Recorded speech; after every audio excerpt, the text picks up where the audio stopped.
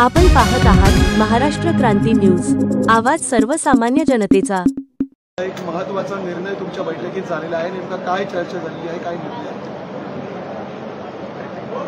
महाराष्ट्रातील चंद्रपूर जिल्ह्यातील जिवती तालुक्यातील 14 गावे हे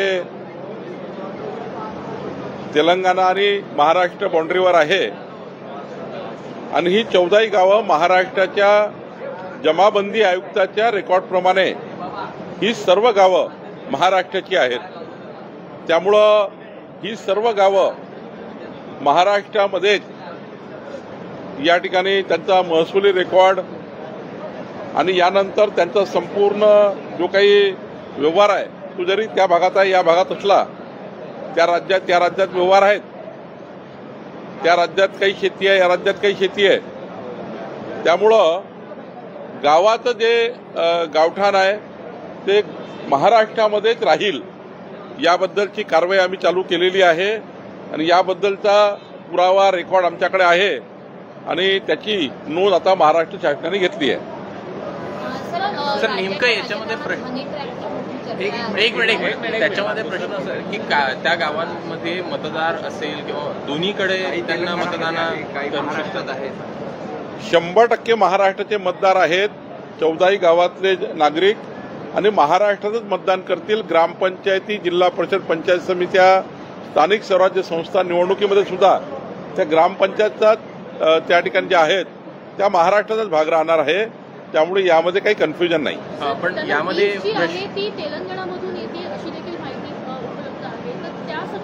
काही काळ असा होता की तिकडला व्यवहार इकडला व्यवहार सारखा आहे, बाजारपेठ, पण काही सीमा ओलांडण्याची एवढाच भाग आहे। लागून असल्यामुळे कुठेही आपण भाजीपाला आणतो, किराणा आणतो किंवा हॉस्पिटलला जातो, तो व्यवहार आहे। पण जर स्टेटस काय, घरं कुठले आहेत, गावठाण कुठलेलं आहे, ग्रामपंचायती कुठल्या आहे, महसुली रेकॉर्ड कुठे आहे, तर महाराष्ट्रामध्ये आहे। त्यामुळे जिवती चंद्रपूरमधले 14 ग्रामपंचायती गावं हे महाराष्ट्रात असतील आणि त्या महाराष्ट्रात आहेत। सर पण तेलंगणात पण उद्या जाऊन या दावा केला तर काय प्रश्न? तेलंगणाकडे रेकॉर्ड नाहीये, रेकॉर्ड महाराष्ट्राकडे आहे। त्यामुळं तेलंगणाचा दावा त्या ठिकाणी काही मजबूत होणार नाही। पण समाविष्ट झाले असं म्हणायचं की समाविष्ट करण्याची प्रक्रिया जवळपास झाली आहे, लवकरच त्याचा आम्ही अंतिम निर्णय करू। सर प्रवीण गायकवाड हल्ल्या प्रकरणामध्ये आज गायकवाडांनी व्हिडिओ दाखवून नवीन दावा केलेला आहे की दीपक काटे याच्या पाठीशी तुम्हीच आहात आणि देवेंद्र फडणवीस यांनी विधानसभेत खोटी माहिती दिलेली आहे। या हल्ल्याचे आणि या घटनेचे मास्टर माइंड बावनकुळे आहेत। प्रवीण गायकवाडजीच्या हल्ल्याबद्दलचा निषेध मी पहिल्यांदा केला। मी अशा घटनांचा निषेध करतो। प्रवीण गायकवाडवर जो हल्ला झाला तो मान्य नाही, तो निषेधार्ह आहे। आणि राहिला प्रश्न दीपक काटेचा, दीपक काटेच्या पक्षप्रवेशाला जेव्हा मी गेलो होतो 2.5 वर्षापूर्वी, त्यावेळी दीपक काटेबद्दल मी बोललो का हा चांगलं काम करेल, या ठिकाणी त्यांच्या पाठीशी आम्ही सर्व लोक आहोत। आणि शेवटी पक्षामध्ये येत असताना आपण हे बोलतो, जेव्हा पक्षामध्ये एखादा कार्यकर्ता येतो तेव्हा त्याच्या पाठीशी आपण राहतो। पण अशा कार्यकर्त्यांनी, दीपक काटेंनी प्रवीण गायकवाड सारख्या कार्यकर्त्यावर त्या ठिकाणी हल्ला करणे विचाराची लढाई राहू शकतं, पण आपले संस्कार संस्कृती ही कधी अशा भ्याड हल्ल्याला साथ देत नाही। भारतीय जनता पार्टीचं समर्थन प्रवीण गायकवाडच्या हल्ल्याला नाही, महाराष्ट्र सरकारच्या कुठल्याही व्यक्तीचं आणि कुठल्याही आमदार खासदारांचं समर्थन या हल्ल्याला नाही। शेवटी त्याच्यावर कारवाई झाली पाहिजे, दीपक काटेवर कारवाई झाली पाहिजे, नियमाप्रमाणे सर्व कारवाई केली पाहिजे। हे पोलिसांना त्या ठिकाणी ऑलरेडी त्या ठिकाणी पोलिसांनी कारवाई केली आहे। अजून जी काही कारवाई करायची ते पोलीस करतील, पण अशा हल्ल्याला समर्थन नाही। या राज्यातल्या कुठल्याही व्यक्तीला तुम्ही विचाराने लढाई लढू शकता, कुणावर हल्ला करून तुम्ही लढाई लढण्याचा प्रयत्न करू नका। त्यामुळे दीपक काटेंनी केलेलं कृत्य चुकीचं आहे, त्याला समर्थन नाही। आणि 2.5 वर्षापूर्वी मी त्या कार्यक्रमात गेलो होतो, दीपक काटे मला 2-3दा भेटले होते, ते पुष्पगुच्छ घेऊन आले, पुष्पगुच्छ मी घेतले आणि त्यामुळं दीपक काटेच्या कुठल्याही वाईट कृत्याला आमचं समर्थन नाही। सर पण दीपक काटे प्रकरणामध्ये गायकवाडांचं असं म्हणणं आहे की मराठामध्ये वाद लावण्यासाठी तुमचा हा डाव आहे, एवढंच नाही तर माजी गृहमंत्री जे होते अनिल देशमुख यांना सुद्धा जेलमध्ये टाकण्याचं काम केलं, त्याच्यामध्ये पण मास्टर माइंड म्हणून बावनकुळेंचंच नाव पुढे येतं. अनिल देशमुखाला विचारा, ते कधी असे बोलतात का? अनिल देशमुख कधी असे आरोप करतात का माझ्यावर? एक तर अनिल देशमुखला विचारा. राहिला प्रश्न समाजामध्ये तेढ निर्माण करण्याचा, तो आमचा धंदा नाही आहे. चंद्रशेखर बावनकुळे कधी जातीपायीचं समाजाचं राजकारण करणारा कार्यकर्ता नाही आहे आणि असे मास्टर माइंड वगैरे आमच्या डोक्यात नाही आहे कधी. आम्ही संस्कार संस्कृतीने काम करणारे कार्यकर्ते आहोत आणि त्यामुळं मी आधीच सांगितलं, अशा घटनांचा आम्ही निषेध करतोय. प्रवीण गायकवाड सोबत झालं ते चुकीचं झालं आहे, त्याच्यावर प्रचंड कारवाई करण्याची गरज आहे. आणि त्यामुळं असं जर कोणी माझ्याबद्दल म्हणत असेल तर त्यांना त्यांचा लखलाभ आहे, त्यांचा विचार त्यांना लखलाभ आहे. आम्ही विचाराची लढाई लढणार लोक आहोत, आम्ही रस्त्यावरची लढाई लढणार लोक नाही आहोत. आणि त्यामुळं मला असं वाटतं, ज्यांनी हा समज करून घेतला आहे त्यांनी माझ्या त्या ठिकाणी आतापर्यंतच्या जे माझं त्या ठिकाणी इमेज आहे त्या इमेजचा विचार करून बोलावं. सर, हनी ट्रॅपचा मुद्दा राज्यात चर्चेत आहे. नाना पटोलेंनी विधानसभेमध्ये सुद्धा हा मुद्दा उपस्थित केलेला आहे.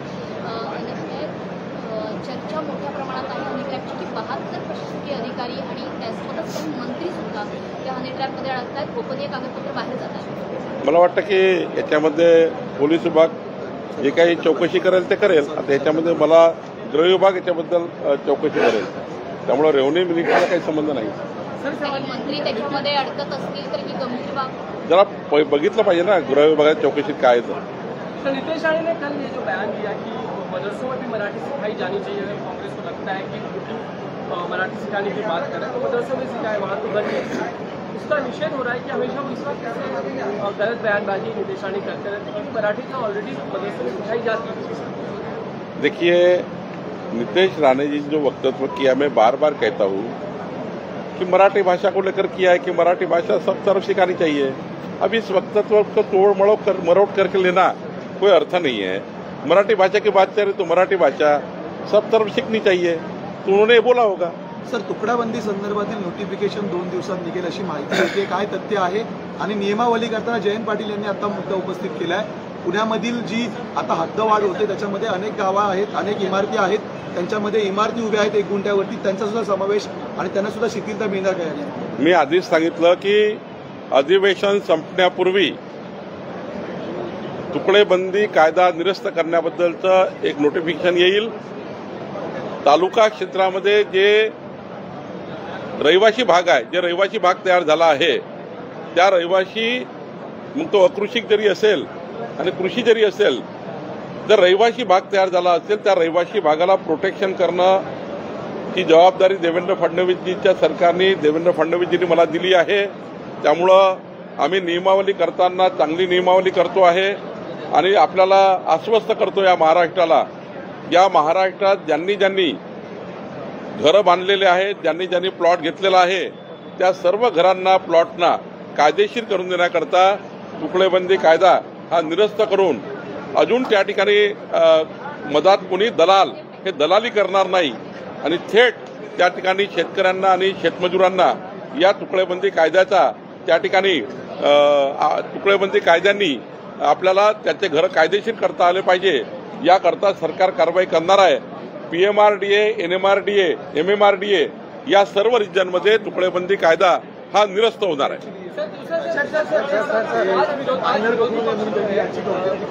जिस तरीके से आंदोलन कर रहा था सरकार की जो गैंग है महाराष्ट्र में रोकने का काम कर रहे थे, महाराष्ट्र में ऐसी गैंग हुआ वही काम सरकार के लोग कर रहे हैं. देखिए, जो घटनाएं हुई है उसके बारे में इससे पहले हमने कहा गया है, जवाबदार लोगों को जवाबदारी से रहना चाहिए.